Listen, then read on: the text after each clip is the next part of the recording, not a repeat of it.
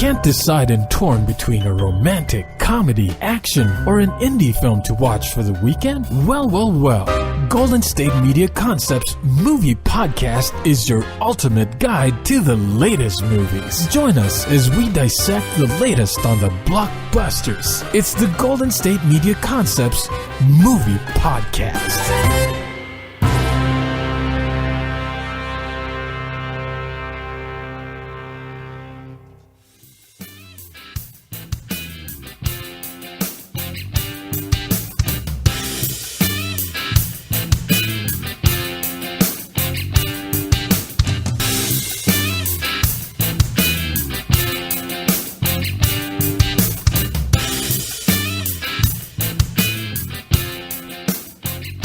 Hello, and welcome to the GSMC Movie Podcast, brought to you by the GSMC Podcast Network.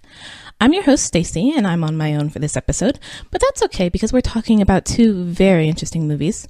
So our first movie today we are talking about is Tomb Raider, the new, I guess we'll call it a reboot, the new reboot of the Lara Croft series. I'm not really a video game person, but I did know that the Lara Croft series was based off of a video game, and I have seen the two previous Angelina Jolie films, and I thought they were okay. Not sure what video gaming means exactly because I never played the video games, but they seem just sort of very typical action-y films that just happen to be based off of a video game.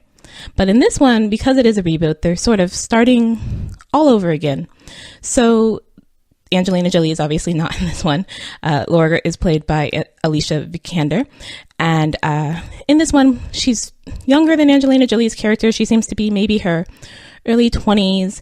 And she's not yet the Tomb Raider. She's just Laura, who refuses to touch her father's money after he disappeared about 7 years ago, and instead works as a bike messenger while also training at what looks to be like an MMA gym.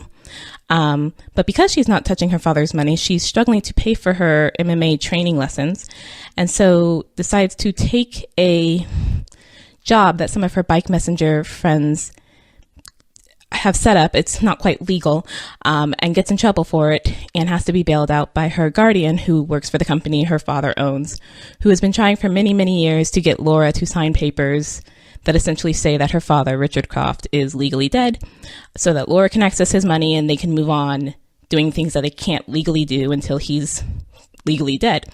And so Laura finally gets convinced after her troubles to finally sign these papers because it's been 7 years. And when she goes to sign them, is given a puzzle left by her father, which was very typical of what he used to do. And this puzzle leads her to what will then become our main adventure, where she goes off searching for her father, who she thinks might not be dead after all. So that's the setup. And it's a little typical, I guess you could say. Again, not having played the games, I'm not sure if this is in them, but it seems very typical in these Lara Croft films that she does have this sort of issue with her father, who is maybe dead in all of them. He was definitely not really dead, or not really there in the first one, the Angelina Jolie one, and not really here either. And I guess the daddy's issues thing is just typical of Lara Croft's story. But this one is a little weird with the setup, because once she finds this puzzle that her father left to her with his will, she finds the secret room he had and discovers that he was doing this research she evidently had no clue he was into at all, although he did evidently typically leave these archaeological puzzles around the house, so she knew he was into that, but didn't know he was going off and doing archaeological mysteries or something. It's a little strange, but she finds this videotape for him explaining what he was working on when he disappeared, and decides, okay, I need to go hunt him down to do this. And that's all fine, but the mystery that he was working on is a little and that's kind of actually typical of just the movie as a whole. Where the Angelina Jolie films felt very typical action filmish, but Angelina was definitely made to look up like a video game character, because Lara Croft, the character, is known to be very buxomy, we'll go with. Angelina definitely was made to look that way, but then the films were just sort of written typical action-y films. This one is a bit different. Alicia Vikander's Lara Croft is not that buxomy video game character, but the rest of the film feels very much like a video game. Like, there are several action scenes, and they don't even feel like typical action film action scenes. They feel like levels in a video game. It feels like, okay, now you have to do this level and meet this, do this mission, and then, you know, once you finish that, okay, hit save before you move on, because otherwise if you die, you won't come back to this point. It felt very much like that. Of, okay, now this level, okay, now you have this in your toolbox. And again, you can tell I'm not a big video game person, but I have played a couple. So even like, for example, and this is not a spoiler because this was in the trailer, there is a point where Laura is in a river and she's about to go over a waterfall. And just at the top of this waterfall, before you go over it, is an old crashed plane. Looks to be about from maybe the 40s or 50s. Clearly has been there for a while because it's rusted and got a lot of holes. But luckily, this plane is right there before she goes over the waterfall so that she can catch it and get herself off. And it's just like, okay, I mean, convenient plane crash is convenient, but really? And then what she has to do to get off of this plane, and then the moment she's off the plane, it's like, okay, cool, solved that level, got it. Now we're up to level 20 or whatever. Like, it feels very much like not one continuous story, but just different video game levels put together. And the characters also don't quite make any sense. So if you go into this film just thinking of it as a video game, you just happen to be watching someone play, which is a thing. People do watch people play video games. Then you might actually really enjoy it because the characters and their reasons for doing things are a little questionable. Like when Laura goes off to Hong Kong, because that's the last place where she knew her father to be, and finds the man that she thought her father was communicating with, and he decides to help her because that's how his character is written, I guess. It's not clear why he decides to help her, especially given how he was feeling before he met her. It doesn't really seem that he would, but he's like, yeah, sure, I'll go with you.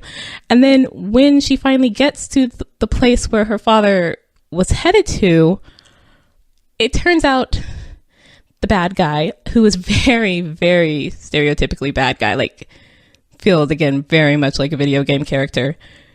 It turns out this bad guy has been there for 7 years. This whole 7 years has been about this thing that her father disappeared for. And it's just like, wait, you've been on this island for 7 years? I mean, fine, that gives your character a lot of motivation to be willing to do, you know, whatever terrible, evil thing you have to do to get off it. But really, nobody in 7 years was like, hey, maybe we should send somebody else to work on this project? Or really? It's very, very just sort of like, I don't know about this. And then when you do finally get into the actual raiding of the tomb, which it takes a while to get to because Lara Croft's not actually a tomb raider when this begins, and we don't get to the raiding of the tomb till like maybe 3/5, 2/3 of the way through, this tomb, again, it's a video game. It doesn't make sense otherwise than as a video game, because they talk about, you know, how the booby traps are set up in this tomb.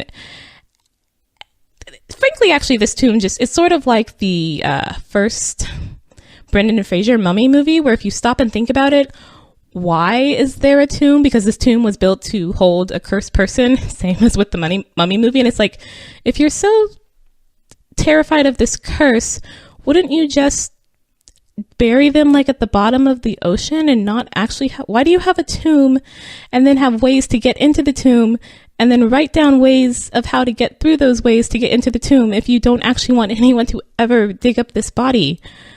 Just, I mean, yeah, I know you probably shouldn't be thinking too much in an action film, but I did spend a lot of time going, wait, why is there even because this is a big mystery, but yet somehow they do have it written down, all of the different like tests they need to go through to get into this tomb. And it's just like, who decided to write this down when this whole point of building this tomb was so that nobody could access Himiko is the she was a Japanese emperor and she's buried in this tomb, and she evidently had the ability to like curse and kill a bunch of people and make the rivers, the streets run red with blood. And we're going to open Himiko's tomb for some reason. Again, motivations in this film are a little questionable, but yeah, it's just, why do we have Himiko's tomb?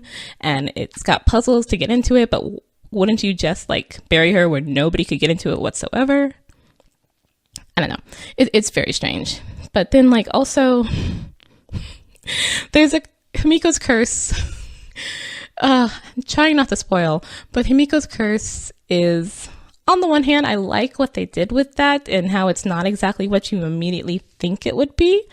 But then on the other hand, it doesn't make sense as to why that curse would still be in play.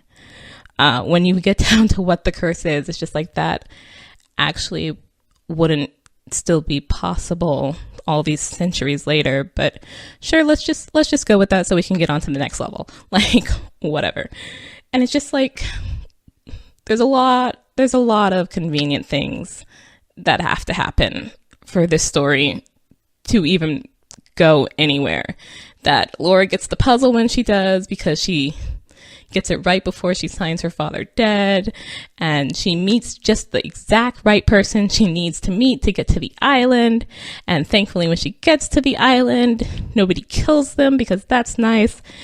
It's just very, very convenient, to the point that it's just like, I can't quite buy this.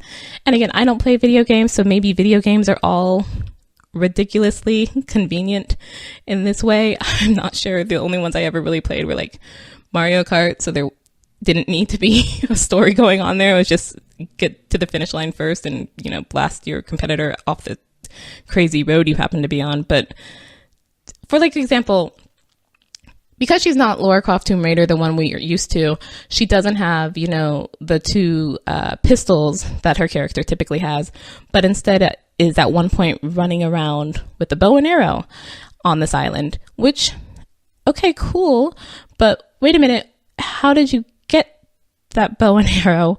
Why are there bow and arrows there? It doesn't quite actually make sense for those bow and arrows to be there, given where she finds them, but it does feel a lot like when you just happen to be going through a video game and you like pick up a random thing and it goes into your inventory, even though if you stop and think about it, with all the things in your inventory, you probably really shouldn't be able to move as fast as you do. But you know, it's only pixels, and we'll bring it out when we need to and then put it away when we don't. Sure, why not? Let's just go with that. But like, even with they do actually make Laura get injured at one point in this film, which I'm happy about, because if she went through this whole film and didn't get injured whatsoever, it was just like, yeah, suspension of disbelief is not there at all. So she does actually get injured. Thankfully, I mean, not thankfully, I don't want her injured, but at least we're not pretending that she never gets injured. But then she should be way more injured actually than she is, given all the like shooting that happens at one point.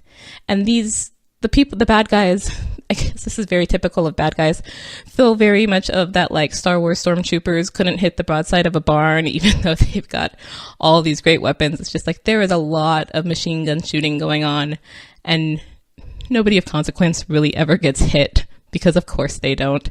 But really, that's just completely not believable, especially since at some point when they're shooting at Laura, there's literally nothing in the way. You should have a perfect shot on her and be able to hit her, no problem. But hey, she's the title character, so of course we can't kill her, because what would we do for the rest of this movie? Who knows? So there's a lot that I definitely had a problem with in this film, of just being like, yeah, but common sense. Yeah, but that doesn't make any sense. That's not rational at all. And wait, also reality wouldn't do that. But when I did, and it took about till the end of the film, looking back at it, if I looked at it as just, oh, hey, this was a video game and whoever's playing Laura's character is really good. Yeah, that was fun. Like, some of the action scenes are insane, and then other action scenes are actually pretty cool. There is one scene where they're their boat, they're having a problem with their boat at night, and that one's just hard to visualize, period, because it's at night and on the water, so that one's not too great. But for the other ones, it's usually okay until we get near the end. The last action scene, it's a little hard to figure out what's going on. But for the most part, it's like, oh, I'm a little on the edge of my seat, even though, wait, you're the title character. I should know you're probably going to be okay. And we haven't even gotten to the actual main tomb here, so you can't die yet. We haven't gotten to the raiding of the tomb. But yeah, just go into this thinking of this as an actual video game. And if you don't think too much, it could definitely be enjoyable. That's all I have to say. So I'm going to take a short break here. And when we get back, since I did mention stormtroopers, I'm going to be talking about Star Wars: The Last Jedi. Stay tuned. Tired of searching the vast jungle of podcasts? Now listen close and hear this out. There's a podcast network that covers just about everything that you've been searching. The Golden State Media Concepts Podcast Network is here. Nothing less than a podcast bliss with endless hours of podcast coverage. From news, sports, music, fashion, cooking, entertainment, fantasy, football, and so much more. So stop lurking around and go straight out to the Golden State Media Concepts Podcast Network.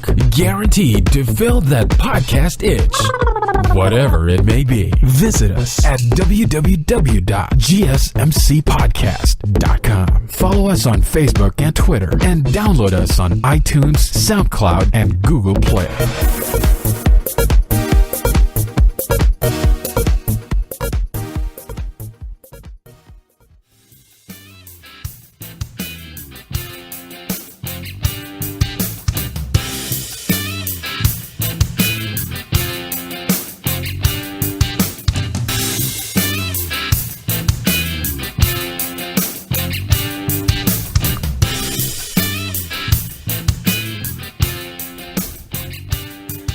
Welcome back to the GSMC Movie Podcast.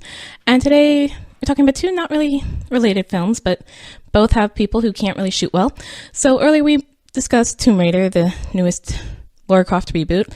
And now we're on to Star Wars: The Last Jedi, which is not the reboot. It's the second of the reboot sequels complicated thing. So yeah, hopefully you do know what Star Wars is, at least the series, even if you haven't seen the newest films. But if you haven't seen the newest film, maybe don't listen to this part of the podcast, because this is the second of the newest, not sure if it's going to be a trilogy, but the newest set of films following along with the numbers of 4, 5, 6, 7. Now we're on to 8. So The Last Jedi picks up literally almost exactly where we left off at the end of The Force Awakens, which is with Rey having gone and found Luke Skywalker and offering him back his lightsaber to ask him to come be a Jedi again and help the Resistance. So again, spoilers if you haven't seen The Force Awakens. But while Rey's doing that, there's a couple of other side stories. This thing eventually sort of splits into 3 sort of separate things going on, not counting the bad guys, the First Order. So while Rey's with Luke trying to convince him to come back, and he's very, very much like, no, I came to this out of the way place to not be in the world at all. I'm not going back whatsoever. Leia and the rebels are trying to stay out of the clutches of the First Order, which has somehow found them and is chasing them down. But there's this whole thing where it's a very slow but yet actiony chase. So at one point there's a very, very long light speed jump. Like, this light speed jump lasts a while. I'm not sure why. And then when we get out, we're still doing what is essentially a slow-mo chase with the bad guys following the good guys, but not quite able to catch up to them, but just sort of waiting for them to run out of gas. And so on that, we then get a third adventure where Finn, who was left on the ship because I believe he was injured at the end of Force Awakens, has to go off with the new character, Rose, to try and find someone who can help them sort of break down the First Order's ability to track the rebels. So you then have those three stories, Rey with Luke, and then the main rebels, including Poe, on the ship with Leia, and then Finn and Rose go off on their own adventure. So this film, I will say I was quite a fan of the first one, Force Awakens, and I was a little worried going into that one because I didn't really think we needed another Star Wars films. I'm one of those people who kind of likes to pretend that the prequels just didn't really happen. And I also kind of like to pretend that like half of episode 6 didn't really happen either. So there's really only, 2.5 or on average 3 films for Star Wars in my head. I'll say that. But then I went in, I just was like, okay, everyone's talking about this. I'll go in, I'll see it, and actually really, really enjoyed it and was fine with the things in that film that, harken back to, yes, remember we're in a Star Wars film, and oh, look, the Millennium Falcon, and oh, look, Han Solo and Leia. Remember all these things you loved about Star Wars? Yes, thank you. Got it. I was fine with that in the first one because, it had been a while, even since the non-existent prequels, and definitely had been a while since the original trilogy, and we definitely have to harken back to the original trilogy because that's where we're picking up timeline-wise. But it was fine in that because there had been years in between, and we only did it a bit.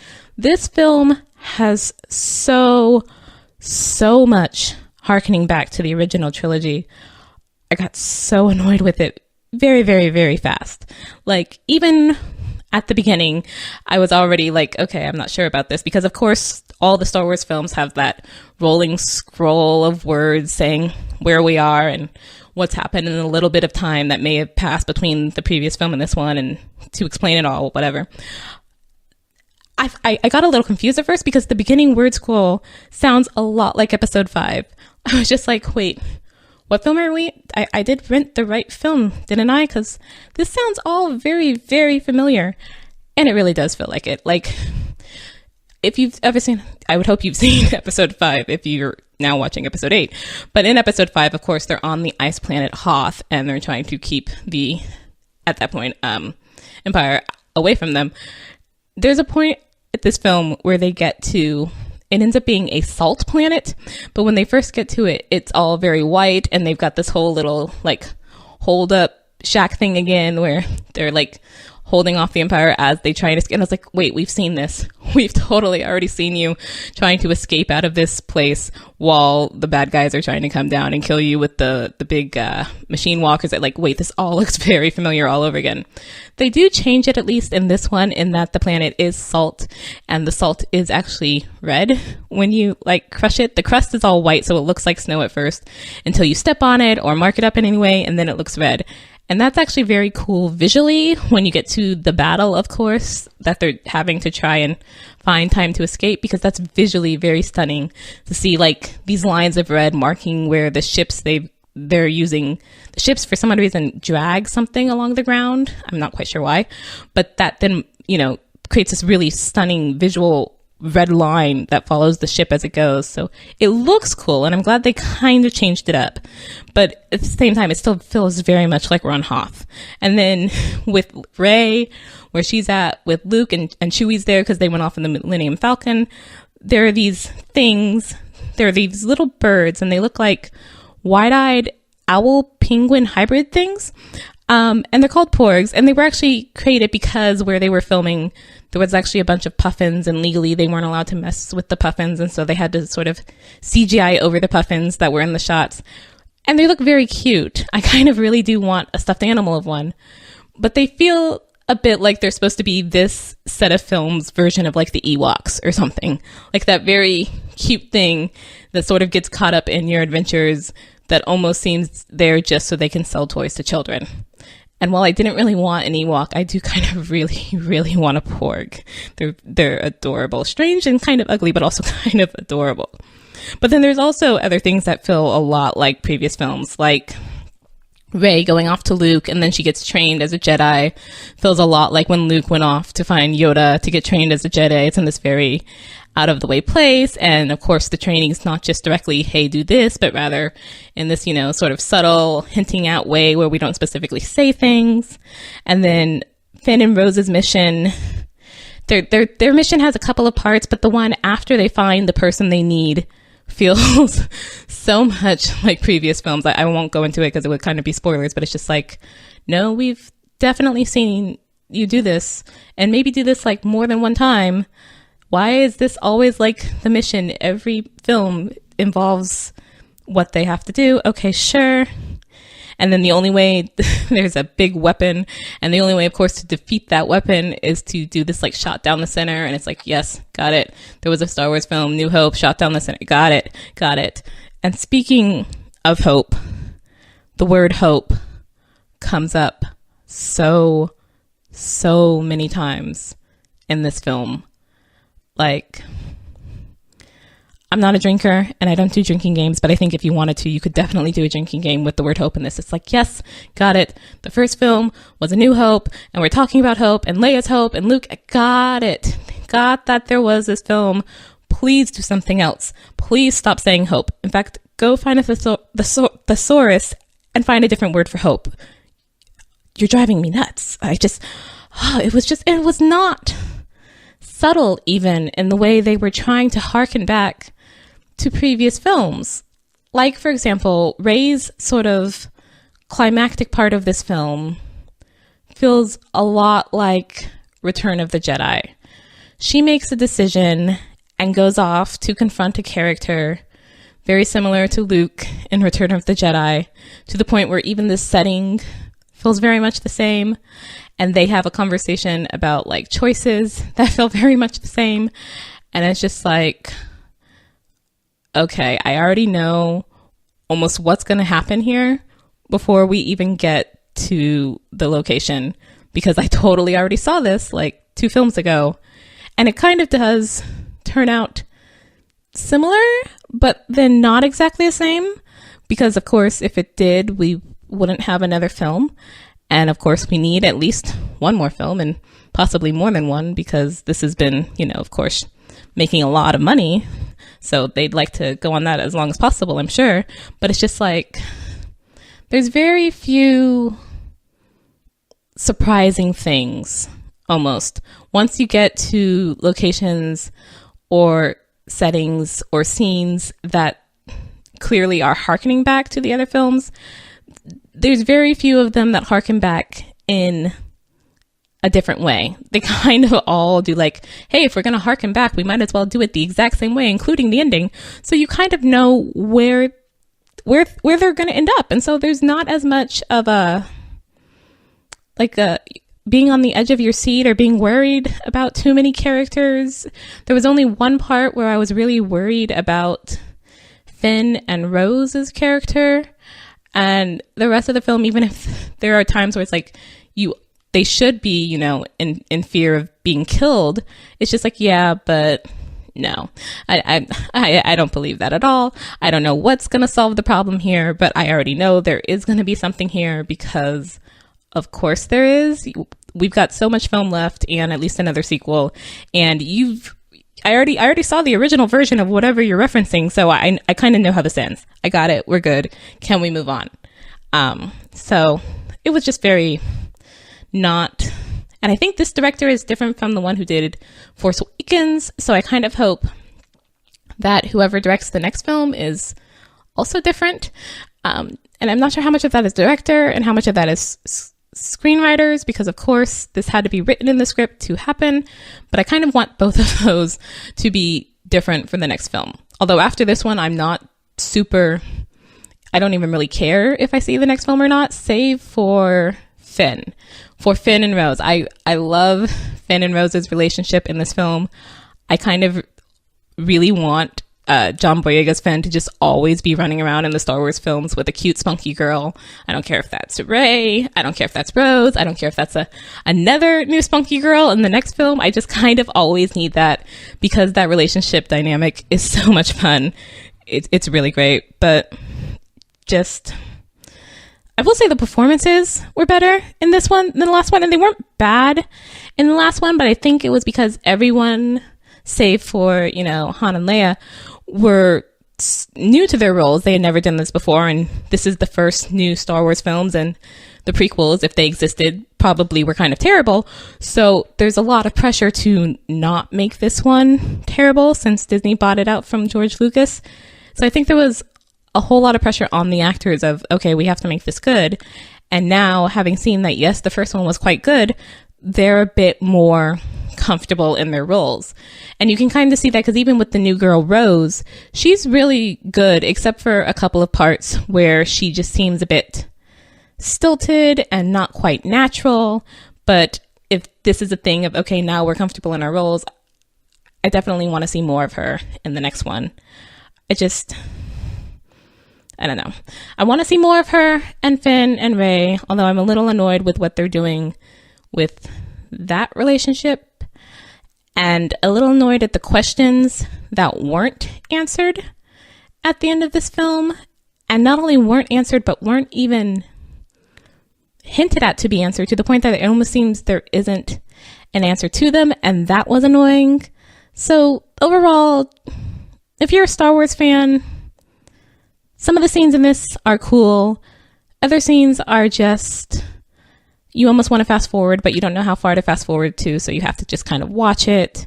The Salt Planet looks cool, even if it's a little ridiculous and clearly trying to be Hoth. The best part for me, of course, was Finn and Rose and their dynamic. So overall, yeah, okay, if you're a Star Wars fan, go ahead. If you really don't care about Star Wars, you're not missing anything, I don't think, if you don't see this. Well, that's all for today. Thanks for listening to the GSMC Movie Podcast.